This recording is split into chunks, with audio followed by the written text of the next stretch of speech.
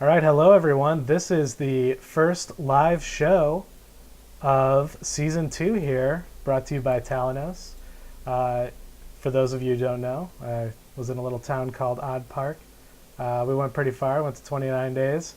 Uh, the record now has since been broken, but we're up to 31 days as the total, new limit to reach. Our last town made it to day 30, so we were pretty close. And what I wanted to do was talk today about season 2, the new season. So let's take a look at some of the new features that they've added while the attack is going on. And I'm trying to get the cool attack page to load. There we go. Hide in a box. Hide under the bed. Hide under the bed. All right. So the main thing here is that they added a new class called the Tamer, and you are accompanied by a three-legged labradoodle. And what that does, what the hero ability is you can send the contents of your rucksack back to town from anywhere in the world beyond with your little dog. So once a day, your little buddy can run back to town and effectively lets you drop stuff off for free, so you can travel a little further and grab some more items and bring them home. Now, it says here it's an excellent role if you like to do expeditions in distant zones. If you need space, you can give all your stuff to your dog. Your fellow travelers will be happy to make the most of it too. So I think you can go out with a group of people, and you can drop your best stuff and have the dog take it back for you. And you can't normally carry heavy objects back, but if you give them steroids, you can overcome the limitation. And did I not come back? Should be back. Anyway, now the thing is, I have not been able to join a town yet since the season 2 started. I'm in a group with a bunch of people, and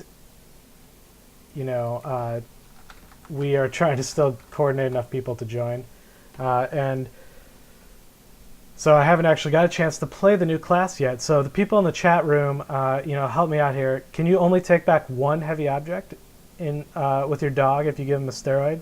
Has anyone tried that yet? Can you do more than one? That's one of the questions I have. But yeah, the new class is the Tamer, and it basically lets you dump off stuff at home. And the reason that they have that now is because the maps have gone from size 14 being the max to at least 25 by 25, I think. And some of you people have been saying that some of the maps are bigger. Okay, and thanks to Catam Bomb, who said you can only send back what you're holding. So you can only hold one heavy object. So your dog can only bring back one heavy object. Yeah, there's up to 27 by 27, it seems, for the map size. So as you recall, all the good teams were able to pretty much deplete the 14 by 14 maps pretty easily. So now they're 10 spaces bigger, and it's going to be a lot harder to do. The watchtower is not going to show you all the zones anymore, and the old zombie zoo approach, where you cordon off one section of your map to hold zombies, is probably not going to work in such a large map. So new strategies will have to be found for this. And this class here takes advantage of the fact that you can drop more things off, because this leads me to the next new feature that was implemented, extreme camping. We've been hearing hints about this, and it's finally here. So what happens is you can go outside in the night, and you can survive outside of the town if the gates have been closed. And you can do 2-day expeditions to get further through the map. So that's why the new class will come in really handy. You go out 12 spaces on, one day, and then you camp, and then you go another, 20 spaces or whatever you need to do. And the dog lets you bring back items along the way. So really valuable. Probably for this map, it's one of the more valuable classes, I think. Scavenger is still, always better than nothing. Guardians are going to be, good because, you're going to go out a lot further. It's going to be harder to get help and everything. And Scouts, they get a little bit of value now that the Watchtower can't see all the zones. So still a lot of unknowns, and the new class is going to be really interesting. So really excited for this season here. You'll get distinctions for camping out in the world beyond, and here's a few things to do about camping. So how do you go camping? And this is all in the help. You just go to the inspect the area, and you'll be able to improve your chances. So you do not have a 100% chance of surviving. It maxes out at 90%. So still pretty good, but there's always that small chance. But there's other things you can do to improve the site. You can spend AP to sort of build up the site and improve it. And you can do things like search for a tomb, digging yourself in. You can also use defensive objects. Some of you, like when you've been carrying a defensive object, you notice it says install, and it doesn't really do anything. But you can use these defensive objects, install them in the ground, and you can improve the chance significantly of the campsite being better. It costs 1 AP, and it takes a defensive item. So you really have to work out with your town first if it's going to be okay. And so, there's going to be lots of new strategy here, especially if you go on camping, you take 10 people, one of them is going to die. So we may not see everybody surviving till the end like we have with a lot of the meta towns going on here. And a few notes about camping. You can't camp at the town gates because that's sort of where all the zombies are going. It seems like the further out you are, the better your chances of surviving. And you can see here there's lots of different things that your survival rate depends on. So number of zombies in the area, and this is reduced if you're a scout or camouflage. Presence of other citizens hiding there before you, so one citizen is less likely discovered by 5. So if there's 5 of you camping out in one zone, it's probably not a good thing. Some buildings give you a bonus or a penalty depending on the type, and then there's also the presence of unexcavated buildings, which is a bonus. Distance from the town, the further out the better. Special equipment. There's been some new items that have been added, like rugs and plywood and things, and those will help you too. So not only is there a new camping mechanic, but there's lots of new items. And then the number of nights you spend in the world beyond.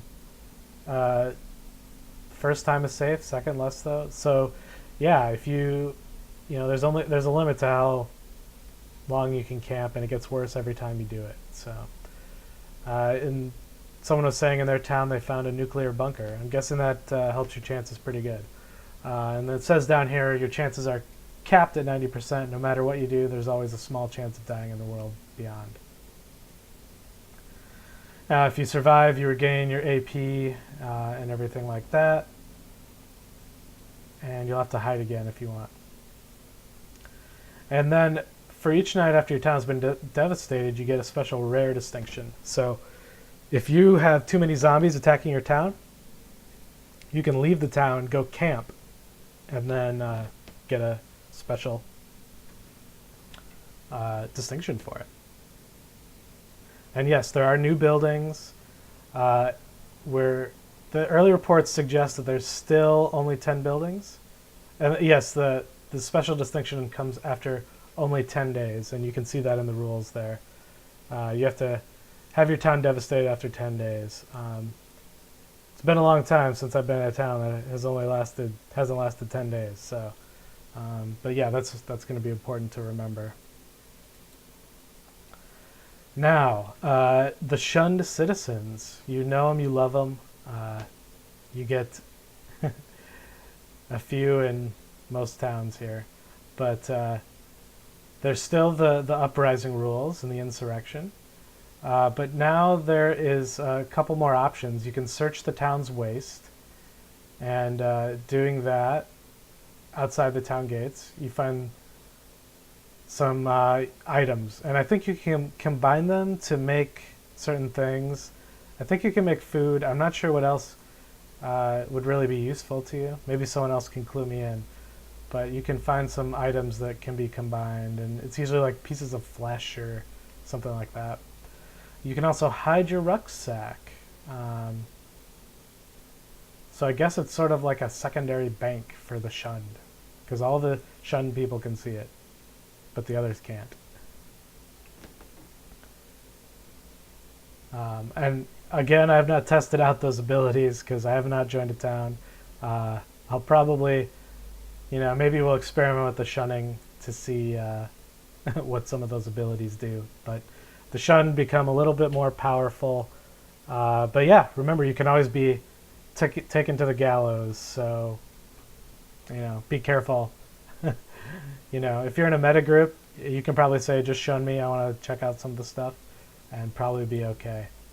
Now, since they implemented the camping, I talked about a little earlier, the devastated town.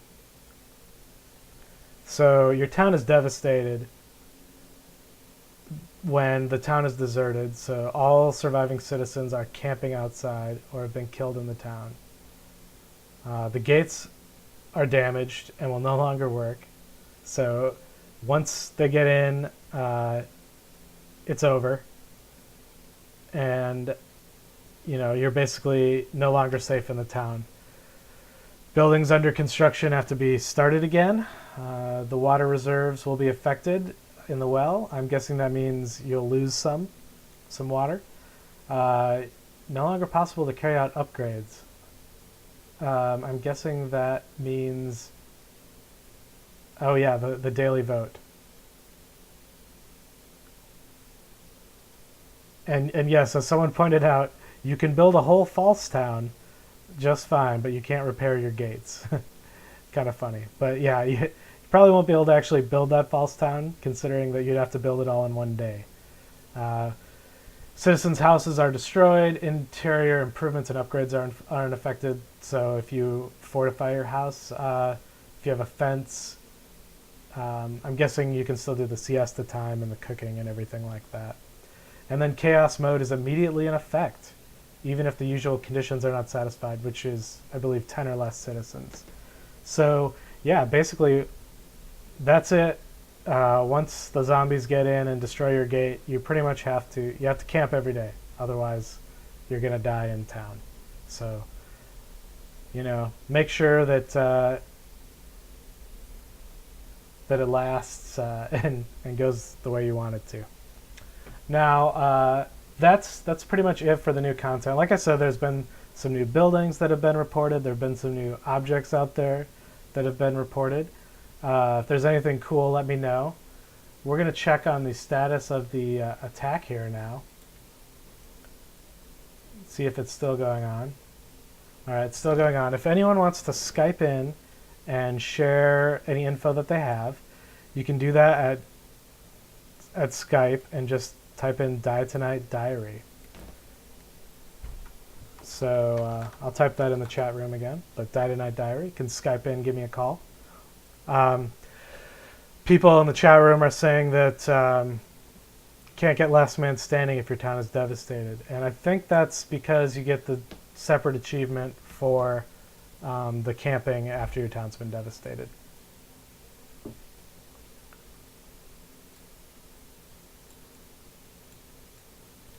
And we'll see here, we're at 15 minutes. The site's still not back up. Anyway, like I said earlier, I'm going to join a new town in the next day or two, hopefully. We're still trying to get all 40 people. I think we're getting close there. Um, but yeah, it's great that we have people from all over the world watching. We got someone from South America, someone from Jordan, apparently. So it's great. And it takes 16 minutes for the site to go back up. Well, let's see. It's 2:16. Is that enough time? No. Probably in a little bit. So yeah, if you stay in the town, you can still get the last man standing. Otherwise, you get the camping. I don't know if you get any hero days for that, though, so I don't know if it's better to just try and go for the last man standing or go camp.